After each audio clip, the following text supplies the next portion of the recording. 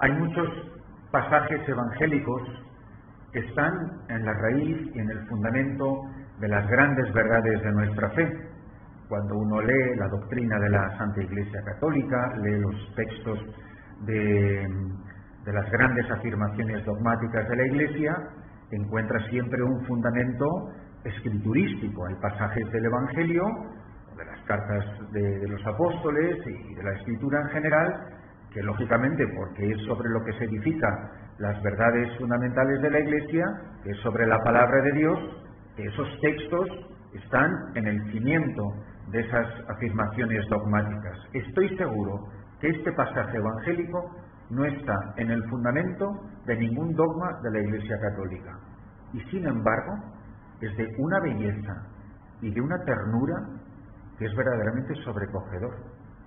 La escena que describe hoy el evangelista San Marcos debería de conmovernos de que Dios mismo, el Hijo de Dios, sea capaz de comprender tan bien la existencia, la vida de estos amigos suyos y de las muchedumbres y de las multitudes, cómo les conoce, cómo les maneja, cómo les guía, cómo les estimula a salir de dos en dos, lo oíamos el otro día, y a ir a echar espíritus inmundos y a sanar a los enfermos y a anunciar la conversión, y los envía ahí a jalearse a todas las actividades pastorales.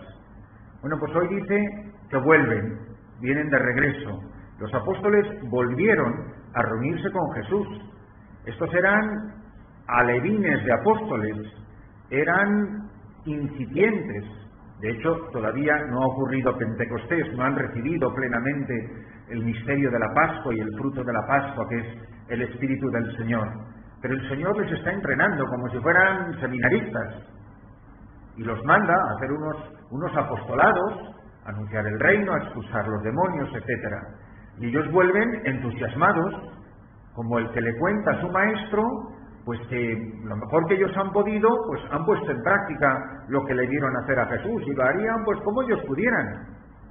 Y le contaron todo lo que habían hecho y enseñado. Es casi conmovedor. Es como el hijo que le cuenta a su padre, como el discípulo que le cuenta a su maestro, los primeros pinitos en la vida apostólica. Pero Jesús se les queda mirando y les dice, que parece una expresión casi vocacional: venid vosotros a solas a un lugar desierto a descansar un poco. Pero ¿cómo Jesús les conoce también? Ellos no le han dicho que están cansados, pero Él sabe, con la sabiduría del Hijo de Dios, con la sabiduría del buen pastor, Él sabe con tanta sabiduría alternar apostolado y contemplación, vida activa y vida de oración, vida de entrega a los demás y vida de soledad con el Señor. Qué difícil nos es tantas veces a obispos y sacerdotes, pero también a los laicos. Recuerdo tan bien cuántas veces en aquellos primeros años de Nueva York, que yo en mi ingenuidad, corriendo por todas las calles de aquella gigantesca ciudad, sobre todo entre la comunidad hispana, me acuerdo que me invitaban a comer a las casas, y yo pues muchas veces iba para estar con las gentes, con las familias, en sus vidas sencillas, con pues todo el drama de los emigrantes que venían de diferentes países de Latinoamérica. Y nunca me dejaba de sorprender que llegaba a la casa y yo pensaba que iba a cenar con una familia y me ponían a mí a comer solo en la casa. Digo, pero si yo tengo comida en mi casa, si yo he venido a estar con ustedes, pero no está. No, pues la niña está no sé dónde, ¿y tu papá dónde está? No, está en la parroquia. O sea, la gente que vive desaforada la vida cristiana, con un completo desequilibrio, que abandona la familia para estar metido en las cosas de Dios, lo que llaman las cosas. Es que hay que estar en las cosas del Señor. Bueno, ¿y tu familia de quién es? ¿Del demonio? Esa falta de equilibrio que hay. Y esto que a lo mejor es más, entre comillas, perdonable a los laicos, por tener quizá menos formación, pero ¿cuántas veces no pasa esto a sacerdotes y religiosas? Que corren y corren y corren como una gallina sin cabeza. Pero tú le preguntas, ¿pero tú has rezado hoy? Y una de las cosas que podré decir con mucha vergüenza todos los días de mi vida, de 36 años de sacerdocio, es que yo no he pasado un solo día de mi vida en que yo no haya tenido suficiente tiempo para rezar. Dios siempre me ha dado el tiempo necesario y abundante para rezar. O sea, no ha habido un día, da igual lo que haya pasado en ese día, de viajes, de salud, de enfermedad, de apostolados, de actividades. No puedo decir que Dios me ha puesto nunca en una situación en la que yo no tuviera suficiente tiempo para estar con Él, para rezar, para descansar, lo que dice Jesús. Venid a un lugar solitario para descansar. Dios siempre me ha dado la oportunidad de encontrar un lugar solitario todos los días para descansar. Otra cosa es que yo haya ido a ese lugar solitario. Otro día es que yo haya sabido reconocer ese tiempo que Él me daba. Muy diferente es que yo llené a lo mejor ese tiempo de descanso y de oración y de intimidad con Él con muchas actividades que Él no me encargaba, pero que como eran cosas de Dios, ¿cómo no iban a ser buenas? Bueno, pues da la casualidad que hay muchas cosas buenas que Dios no quiere que yo haga. ¿Por qué? Pues porque quiere que haga otras. Pero ¿cómo le voy a decir que no al Señor? No, si cuando le estás diciendo que no al Señor es dejando lo que Él quiere que tú hagas, que puede ser tu familia, que puede ser un tiempo más abundante de oración o lo que sea. Y Jesucristo se los lleva, y se los lleva a un lugar aparte, pero no se los lleva de vacaciones. Eso es lo triste de tantas personas, y lamentablemente entre el clero y los religiosos, los primeros, que nos parece que descansar, el merecido descanso, que no sé por qué tiene de merecido, consiste en dejar las actividades de Dios, las actividades de la Iglesia, las actividades religiosas. En el fondo, muchas veces, como vivimos nuestro sacerdocio, nuestra vida religiosa o nuestra vida de seglares de una manera tan pagana, tan como si fuera una tarea, un trabajo, una profesión, que cumplimos a lo mejor con mucha honestidad, porque somos honestos funcionarios, necesitamos descansar como los paganos. Y uno oye a sacerdotes decir cosas convencidos que están diciendo la cosa más evidente y normal del mundo. No, es que yo necesito desconectar. ¿Desconectar de qué? Pero ¿desde cuándo la gente es un estorbo? ¿Desde cuándo celebrar la Eucaristía o sentarse en un confesionario o dar catequesis es un estorbo? O sea, yo necesito desconectar de mi sacerdocio. Si alguien quisiera torturar al Padre Christopher, que lo mande de vacaciones a una playa. O sea, no puedo imaginarme mayor tortura, mayor castigo. ¡Qué pedazo de aburrimiento! Y la gente eso piensa que lo necesita. Y uno se pregunta, ¿pero cómo estará viviendo su sacerdocio? ¿Cómo estará viviendo su vida cristiana? Cuando la gente necesita tanto descanso, cuando la gente necesita tanto desconectar y tanto, pues a lo mejor porque no está viviendo en Jesucristo, porque Jesucristo no se los lleva a un lugar de vacaciones, se los lleva a un lugar a estar con Él. Fijaros qué bonito es la última estrofa del Salmo, este 22 tan conocido de todos nosotros. Nos dice que Él es nuestro reposo y nuestro descanso. En verdes praderas me hace recostar, me conduce hacia fuentes tranquilas y repara mis fuerzas. Tu bondad y tu misericordia me acompañan todos los días de mi vida y habitaré en la casa del Señor por años sin término. Si yo he encontrado mi descanso, he encontrado mi reposo. Lo que había que preguntarse, no me refiero a las fuerzas físicas, que eso es lo de menos. Uno se echa una siesta y ya ha descansado. Pero muchas veces el cansancio que nos acompaña a nosotros es un cansancio que no es cristiano, que no es evangélico. Es el cansancio del que está desasosegado, del que está dislocado. Una persona dislocada, como los huesos, es una persona que está fuera de sitio. Y el sitio nuestro es el corazón de Jesucristo. ¿Cómo una persona puede tener necesidad de descansar en algo que no sea Jesucristo? Si es Él mi descanso. Lo primero que habrá que preguntar a la gente es, ¿por qué se cansa tanto? La gente cuando piensa en esta misión, con todo lo que pueda tener de extremo y de difícil y de duro, yo a veces me quedo pensando, ¿pero por qué pensarán que estar aquí en esta misión de Bode es tan tremendo? Si a mí me parece la cosa más normal del mundo. Pues uno se levanta por la mañana, hace lo que tiene que hacer y tiene abundantísimo tiempo de oración. Y por la noche te acuestas y te duermes. Y eso es la vida. Y encima uno necesita un mes para desconectar de todo esto. Pero ¿usted por qué se ha cansado tanto? Y estamos cansados no por el esfuerzo físico, que hoy en día con las comodidades que tiene la gente, de aire acondicionado, de comida puesta sobre la mesa, de que no vas 3 pasos, que no vayas subido en un coche, etcétera, etcétera, etcétera, tampoco es que tengamos una vida física tan fatigada, porque la mayoría de los sacerdotes que yo conozco no tienen que realizar las tareas físicas que tengo que realizar yo propias de una misión. Pero para mí lo más sorprendente es que rezar no sea tu descanso, que la adoración al Santísimo, de estar con Jesús a solas en la Eucaristía, no sea poner en práctica este pasaje del Evangelio, porque dije que este pasaje que quizá no esté en el fundamento de muchas teorías dogmáticas de nuestra fe católica, pero desde luego está en el fundamento de una verdadera vida de pastor, de nuestra doctrina pastoral, de lo que es vivir el ministerio o de lo que es vivir la vocación bautismal. Lo que pasa es que yo me pregunto, ¿cuántas veces Jesús nos quiere llevar a lugares solitarios para estar con Él? Pero a nosotros no nos apetece, a nosotros no nos atrae, porque no nos parece, a lo mejor eso nos parece aburridísimo. Y necesitamos descansar como los paganos, porque en el fondo vivimos la vida cristiana paganamente. Ahora, ¿a mí me da descanso estar con Jesucristo? Ahora, cuando uno lee la vida de los santos, yo a veces me quedo pensando, yo me imagino a la Madre Teresa yéndose un mes a Marbella.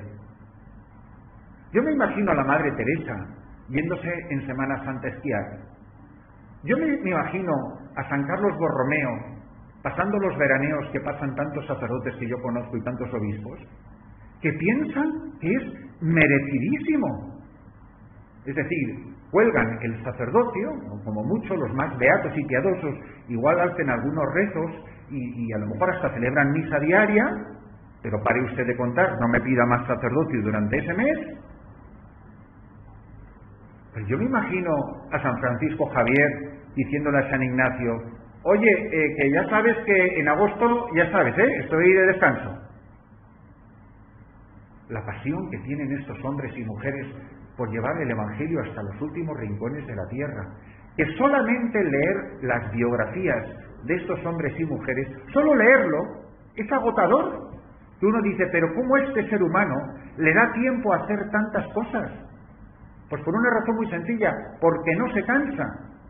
Entonces, cuanto menos tiempo necesitas para descansar, más tiempo tienes para servir, para colaborar, para trabajar con Jesucristo y para rezar.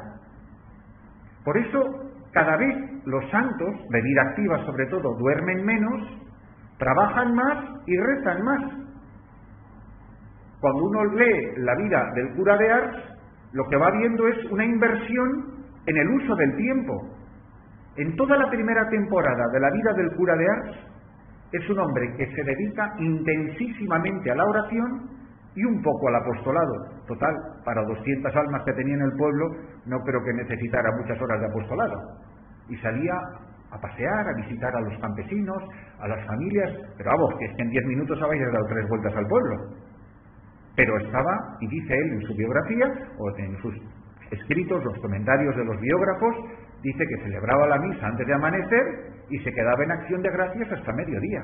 Pues son muchas horas, desde antes del amanecer hasta mediodía delante de un sagrario. Claro, la tarea la había hecho la oración. Para cuando él salía a visitar a la gente, él ya les había alcanzado delante del sagrario las gracias para su conversión. Con lo cual la tarea era facilísima. Pero ¿qué pasa? Que la gente se empieza a dar cuenta que este hombre es un santo. Con lo cual, la gente le busca y le busca y le busca. Lo mismo que dice, muchos los vieron marcharse y los reconocieron, y entonces de todas las aldeas fueron corriendo por tierra a aquel sitio y se le adelantaron. Y al desembarcar Jesús vio una multitud. Bueno, la multitud del pueblecito de Ars era tan grande que el gobierno de Francia tuvo que poner trenes especiales para ir a ese pueblo. Y se pasaba 18 horas trabajando en un confesionario. Ahora, ¿había reducido la oración? No, había cambiado el modo de oración. Es que vivía en oración. Su vida entera era una conciencia continua de su comunión con el Padre en el Hijo por el Espíritu. Y claro, cuando uno veía la vida de este hombre que dormía 2 horas o 3 horas, y uno decía, pero este ser humano ¿cómo puede vivir así? Es que la vida de una persona que vive en Cristo es literalmente inexplicable. Es decir, los santos no son gente que han hecho cosas dificilísimas. Los santos son gente que ha llevado una vida inexplicable, imposible. Los santos no son gente que son como nosotros, pero un poco más buenos. Que si yo he hecho 5, ellos han hecho 10. No. Los santos viven de otra manera. Los santos no viven naturalmente con un poquito de ayuda de Dios. Los santos viven de Dios y se alimentan de Dios y descansan de Dios. Y por eso, esa frase de San Juan de la Cruz, que haríamos bien todos en recordarla, dice, quien vive así, el alma enamorada, dice, ni cansa, ni se cansa, ni descansa. Pues qué bien dicho está. Que un cristiano adulto no cansa. Que un cristiano adulto no se cansa. No se cansa, no me refiero, otra vez lo digo, del cansancio físico, que ese se recupera con una noche bien dormida. Y desde luego no es cansino, no cansa. Al contrario, es un alivio, es motivo de sosiego, como lo es Jesucristo. Y es interesantísimo, porque él se da cuenta en este pasaje del Evangelio que los apóstoles están cansados. Pero yo me quedo preguntando, ¿pero Jesús no llevaba la misma vida que ellos? Y en ningún momento dice que él está cansado. Porque no está cansado. Ellos todavía no saben vivir evangélicamente. Jesucristo es el Evangelio viviente. Y por eso él se pone como un escudo entre la gente y estos apóstoles que todavía no tienen capacidad para una actividad apostólica tan intensa como la que lleva su maestro, que ya vive obviamente en la plenitud del Espíritu. Por eso se los lleva a ellos a un sitio aparte a descansar. La gente llega y Jesús nos dice, oye chicos, que está llegando la gente, vamos a ver si la atendemos. No. Él no cede a la decisión que ha tomado de protegerlos a ellos y mandarlos a descansar. Los manda a descansar. Y él se pone delante de la muchedumbre. ¿Por qué? Porque precisamente de este no cansarse viene esta hondísima compasión por el sufrimiento de las personas, de la soledad de las personas, de ver esas masas de humanidad como ovejas sin pastor. Yo me quedo pensando, ¿cómo un sacerdote se puede ir un mes de vacaciones cuando hay media humanidad que no tiene ni la menor idea de quién es Jesucristo? ¿Pero usted qué hace descansando? O sea, ¿os imagináis que estuviéramos en plena guerra? En plena guerra. Hay un solo hospital de campaña. Hay 4 cirujanos. Están llegando los heridos por la derecha y por la izquierda. Y de repente dice uno de los médicos, oye, que es 1 de agosto, que me toca irme de vacaciones. Perdone, ¿a dónde se va usted? Estamos en plena guerra. No sé si usted se ha enterado. Ahora, si no tenemos la sensación de urgencia, si no tenemos la sensación de la importancia que tiene lo que estamos viviendo y el tesoro que tenemos en nuestras manos, a nosotros no nos indigna cuando tú vas a un hospital en agosto, en España, en Italia o en el Susuncorda, y llegas y dices, no, es que no, mire, es que sabe que en agosto es que está todo el mundo de vacaciones, están aquí estos curritos que son los que están haciendo las prácticas, ¿no? No te pongas malo en agosto, porque es que no sabes quién te va a atender. Ahora, si nosotros estamos, como dice el Papa, que es una expresión que me encanta, dice, si nosotros estamos en este hospital de campaña, vosotros sabéis que hay tantos médicos que se dedican a ayudar a adelgazar a la gente, como tantos médicos que se dedican a paliar el hambre en el mundo. O sea, es tal el número de médicos que hay en el mundo dedicados a los gordos, que es más grande que el número de la gente que se dedica a cuidar las enfermedades que vienen de la gente que está mal alimentada. Ese es el mundo en el que vivimos. Ahora, ¿cómo estoy viviendo yo mi sacerdocio? ¿Cómo estoy viviendo yo mi vida cristiana? ¿Cómo estoy viviendo con mi compromiso bautismal? Yo soy testigo, yo lo he visto. ¿Cuánta gente con buenísima voluntad, obispos y sacerdotes, delante de mí, lo oyeron mis oídos, lo vieron mis ojos, Le decían a la Madre Teresa que se bajaba de un avión y se subía en otro y un día estaba en Chile y el siguiente día en Mongolia. Y le decían, pero hermana, digo, madre, ¿y usted no se cansa? ¿Por qué no se toma unos días de descanso? Y siempre contestaba lo mismo, pero es que ni volteaba la cara para mirar al que le había dicho semejante memé. Decía, ya descansaré en el cielo, tengo toda la eternidad para descansar. Lo que yo no puedo hacer en el cielo es lo que estoy haciendo ahora. Nosotros tenemos esta sensación de urgencia, tenemos esta sensación de prisa. O sea, nosotros vemos, por ejemplo, esta misión está establecida. ¿Nos preocupa lo que vemos aquí alrededor o pensamos que a 100 kilómetros de aquí hay gente que no tiene nada de lo que tenemos en esta misión?